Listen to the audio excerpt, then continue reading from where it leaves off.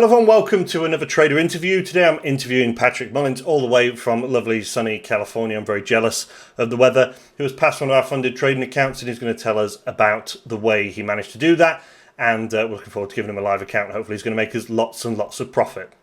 Patrick, thank you very much for taking the time for this interview. I believe you're all the way in, I assume it's sunny California, which is probably slightly nicer than the east coast of England at the moment. How are you doing? Very good, very good. Thank you. Super. So I'm just going to interview, ask you a few questions that people may find helpful, because congratulations on passing our funded trading test. We're about to get your live account set up, and we're going to hope you make lots and lots of profit, and we'll be able to pay you out lots and lots of profit as well. But one step at a time, as you well know from your trading. So I've got a few questions to ask you. First one is, why did you pick us then? Because there's loads of prop firms out there. Well, I picked you. I do work for other firms. I do have funded accounts with other firms. However, I worked with you before. I worked with you on the trading platform. Yeah. And so you were available to me to answer questions and help me out. And I got the Demon Scalper package. And I talked to you before I bought it, and you said again that you'd be available for a phone call, or if I have a question, you would be available. So you gave me your WhatsApp application, your phone number there. Every time I've reached out to you, you've responded within minutes or a day or so. So you've been available. You've delivered on what you've said that you would do. And it's very straightforward and very good material to go over and refresh and all that stuff. But again, I was based it off of, since you guys are a new company with the funding aspect of it, you've delivered on what you've said before. And I've been working with you guys for, I don't know, six or 8 months now.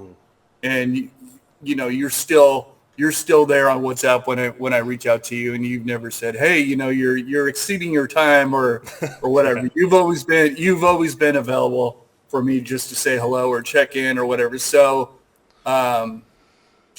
when I was looking into doing this with you, you told me like months out in advance. I was trusting my faith in you guys that you guys would deliver on your promises again. So yeah, I appreciate it. I mean, people, I think it's a good point. It's like, we're a relatively new firm. We've been out since December. Right. And it's like, I say to people, yeah, we are new, and I understand you might have concerns about reputation, integrity, and that. But I'm like, we have been in trading education for a long, long time. So, no, I do appreciate that. And yeah, it's important for me to be, supports the aspect we try and do. I mean, maybe one day there'll be so many people, it might be a bit more challenging, but certainly at the moment, we'll do our best to make sure we can help and support people. We always say to people, look, you're going to learn to trade. You don't, or if you learn to drive, you've got to learn from someone who knows how to drive themselves, don't you? So we always try and be accessible rather than palm people off to sales staff. So yeah, I appreciate those kind words. Anyway, tell me a little bit about you as a trader then. How long have you been trading? Off and on for I guess I started in 1998, but because of difficulties and divorce and all that stuff, I had to stop trading at some point, and then career moves and medical issues. I had stopped for a while. However, I lost those funds paying for all that stuff, and so I had to start with the funded trading programs to have access to more capital and to make it worthwhile.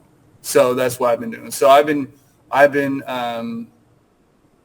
trading with other people's money, I guess, for a year or two now. So I've been doing that.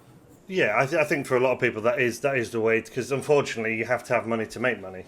Generally speaking, people are like, oh, I'll take a $1,000 account and I'll build it up gradually, but it's like, it never really works, because you're expecting yourself to make hundreds and thousands of % returns, and you might get a 1 in 1,000 person who does that. But for most people, it's a case of trying to learn the skills and then try and leverage those skills to get funded. So, and you make a good point there about, trading. It's one of those skills that you have, and sometimes life allows you to trade, sometimes it doesn't, and it's important to know when other things in life are getting in the way that mean you can't trade as well. And we've all been there, you never know what's going to happen, and having that skill to know where it's like, well, I shouldn't be risking money because I'm distracted by X, Y, or Z is, I think, a really important skill to develop it in that respect.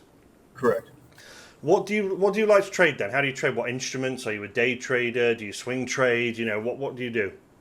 Well, because of the situation, you have to be out by the weekend. So you're kind of kind of forced to be a day trader, if not a very, very short-term swing trader. Your company allows us to operate till Friday versus closing out of a position during a news event or a financial release. So, which is good.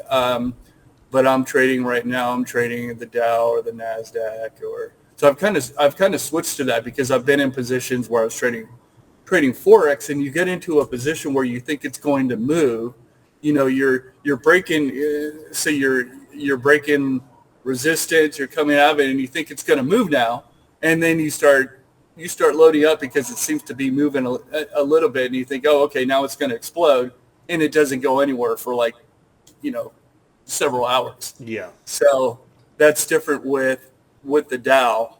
However, I had to learn when I first started off with you guys, because I started with the Dow, with trading the Dow with your company, and I started with 1 to 2 lots, and that was a little too aggressive. So I had to back it down, and I talked to you about that too. I was saying I was surprised by the movement, how fast it can move. And so I had to taper that down, and I talked to you about that. I said I'm gonna have to bring it down to anywhere from 0.10 to 0.5 lots to make it, where it's a little less riskier.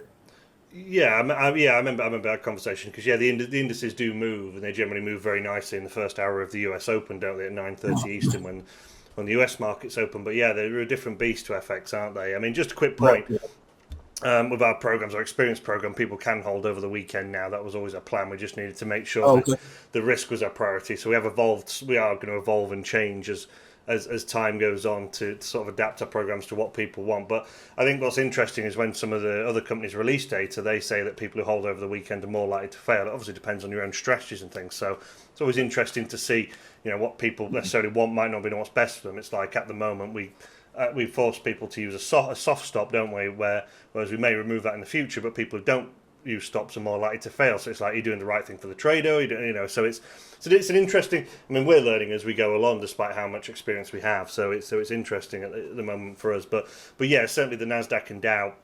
You obviously having done the Demon Scalper package, you know the way that I like to trade those, and in that first hour. And it always sounds like a dodgy sales pitch trade for an hour a day, doesn't it? But that when you see the opportunities between 2:30 and 3:30 GMT, 9:30, 10:30 Eastern, you see how well the index markets move. The S&P, the Dow, the Russell, and particularly the Nasdaq. The Nasdaq is insane. Like you say, you need to scale that leverage down, don't you? And I pretty much talk about leverage every interview I do. And people are like, you give him 1 to 10. I'm like, 1 to 10 is far sufficient. You don't need to be trading 3, 4, 5 lots on the Nasdaq. You will potentially lose a huge sum.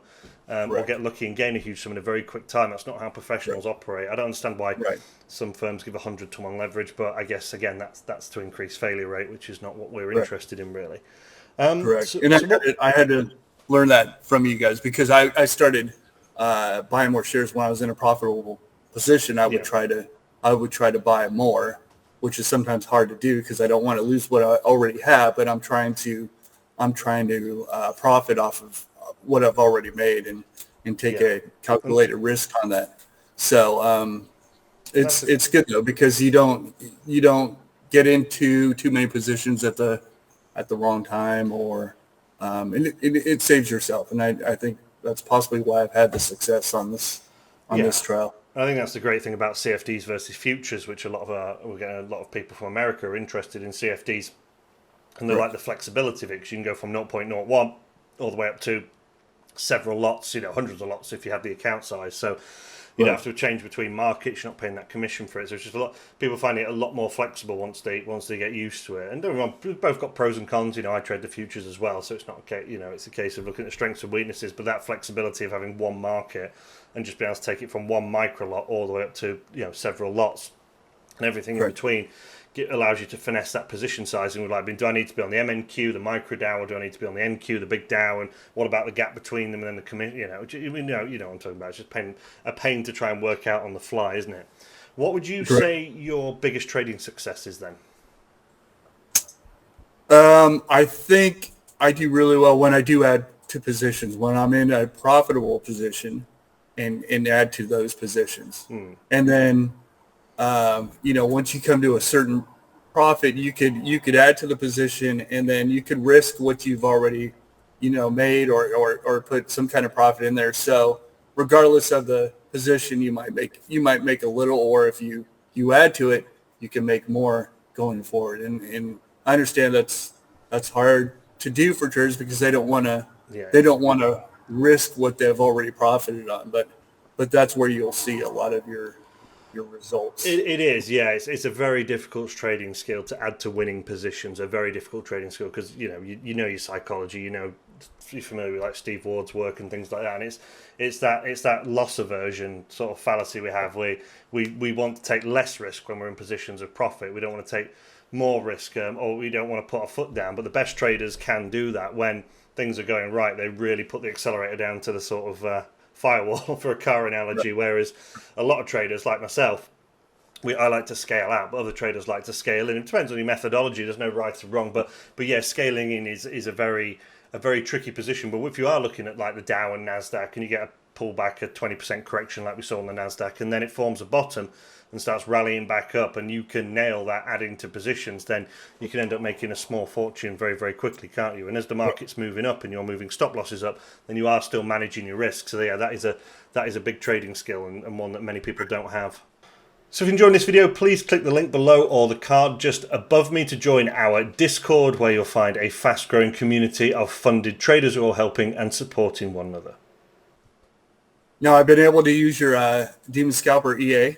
I haven't been able to use it before. I've had it for, as we discussed, for several months, and because of different platforms, I wasn't able to use it. However, I was able to use it for the testing for the challenge on your site, and really enjoyed it. So I used it now for a month, and was able to try, figure it out and make it work for me, which is great. So it's a good bit of kit there. Yeah, I mean, we designed it because obviously I was trading some of the futures platforms, and then it was like, well, what could we do to make MT4 just a little bit more user friendly? We're like, we'll just design it. We're on version 5 now. There's a couple of little tweaks we might make for version 6, but yeah, I use it every day, and particularly with the line visualization, it makes it a lot better, doesn't it? So correct. Yes, so yeah, it's a good bit of kit. Okay, so the opposite question then, what would you say? It can be a single event, it can be sort of something that trips you up, but your worst trading sort of experience.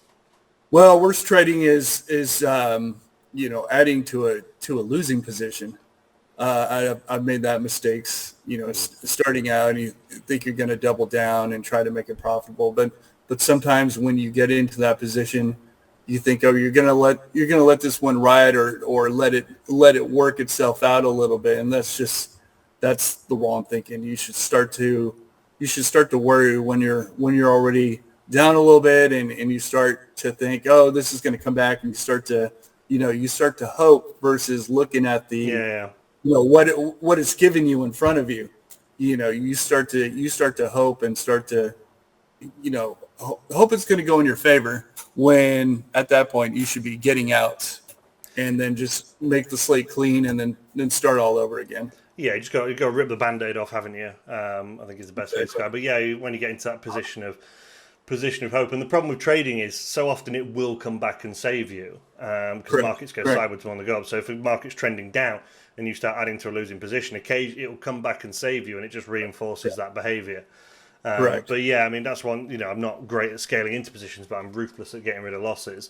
And you've just got to rip the Band-Aid off, and it feels so much better. But that's probably the key trading skill, is just managing and getting rid of losses, because I've seen people make lots and lots of profit and then just give it all away with one bad trade, where they've just got overconfident, or they've been fearful about giving the day's profit back. And it's sad to see, and they're in that same position again. It's like, I was here a month ago or 2 months ago, and it's like, we've got to try and tackle that issue, or you're just never going to get off the ground. If you don't have that foundation of taking losses, you're in serious trouble, really. What are your future plans then with your trading and everything else? Well, I'd like to just try to scale into a bigger account, and work on that for right now. So that's what I'm going to try to do with this account. So I would yeah, like to be more involved with it. I am working a job where I am able to kind of sit down and look at the charts and all that stuff. So, but I like to do it more full time and, travel more and be able to trade while I'm traveling. That's what I would Yeah, like to when, yeah, when, I know when what you mean. I'm, Yeah, that's what I would like to do. yeah, that'd be So, perfect. And you do get that flexibility of trading, don't you? What sort of strategies do you use then? How do you trade? Are you a trend trader, reversal trader? a little bit about that. I mean, I'm trying to look at price action and then base it off of the price action. If I see a break over a candle, use the candle before that is a stop loss. Or if I'm using moving averages to see, if it's breaking or in between a moving average, or take a 50% and go, either way of a candle. You might go off of Mariposa candle, as you said, right? Is Yeah, that the big, correct? the big fixed solid one. The Yeah, big, yeah, yeah, go, take the trade off of that and yeah, then yeah. put it underneath it, or three quarters of the Mariposa Yeah, candle. indicating there's really strong momentum. No wick, is there? Just solid body. Correct. Yeah. Right.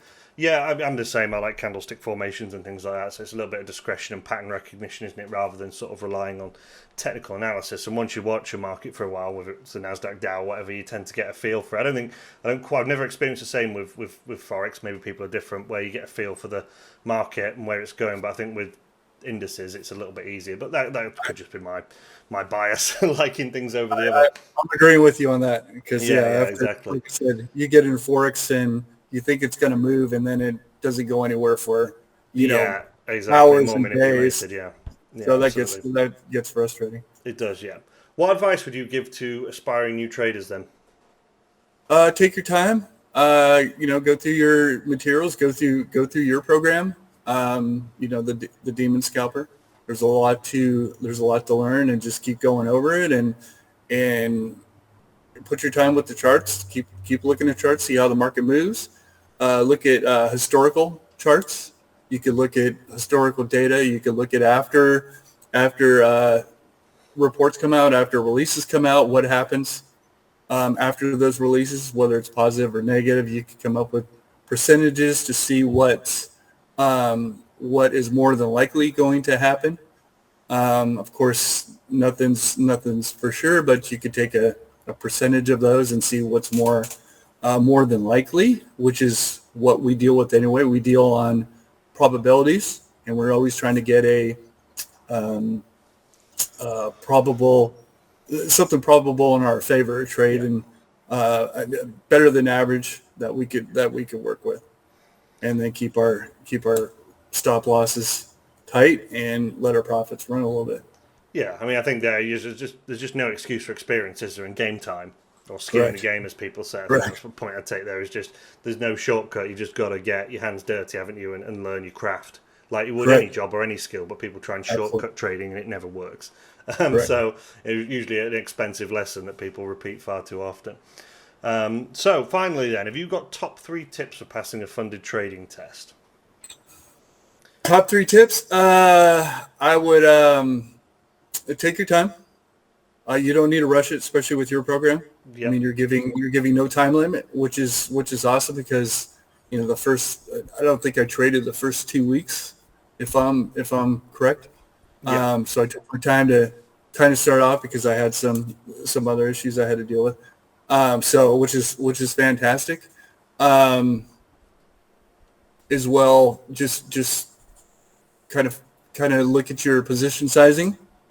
And if you scale down position sizing, you could always add up, or just be careful. You don't want to go in too much too fast. Um, Third would be just consistently watch the markets and try to learn from it and see where your support and resistance areas are, and see how they move at those areas. Yeah. And I think the patience point is the big one there. Is just take your time, isn't it? If the market's not right, don't force it. And not to go over right, things I've done many times, but there's a reason funded firms put time limits on people, they put pressure on people, it caused them to fail. then they have to reset, and the firm just makes more revenue. So, yeah, we were never interested in that. It's like, well, just let traders take the time and be themselves rather than forcing them into taking dumb trades because, well, for the reasons we've just discussed. But yeah, okay, thank you very much, Patrick. It's been interesting to hear. Your sort of success with trading. Obviously, we'll get your live account set up, and hopefully, it'll be a long-term relationship. We'll be able to pay you out lots of profit, and that'll make me happy, and we'll be able to get you interviewed again. So, thank you very much. Enjoy the rest of your weekend, and we'll catch up in our Discord. So, we'll speak to them, mate. Thank you. Thank you very much. Okay, you too. Thank you. Bye. So, thank you for watching. Please do subscribe to our channel and also join our Discord and watch another trading video.